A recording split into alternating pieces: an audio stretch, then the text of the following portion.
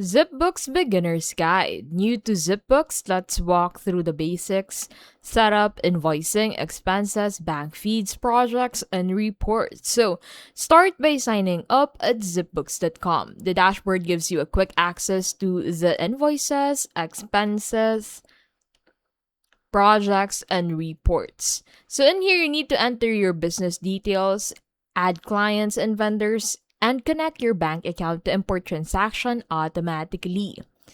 Now head over into the invoice tab. So click on the invoices tab at the top left corner of your screen, and under this you'll find the start invoicing button. So click on this.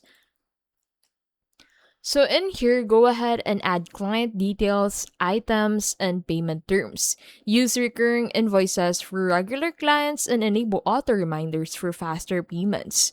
Now head over into the expenses section.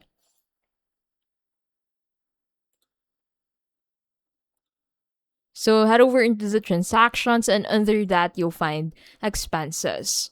So add an expense, enter vendor, amount, and category, upload receipts to keep records organized.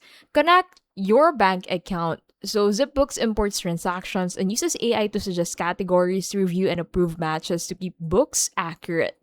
Now create projects to group invoices and expenses. So head back into your dashboard and then you'll find projects. So create projects to group invoices and expenses. Log billable hours directly in ZipBooks and assign tasks to clients for better tracking. Generate reports like profit and loss and balance sheet. So you can do that by heading over into the reports tab. Use the financial health score and client intelligence to monitor performance and client profitability.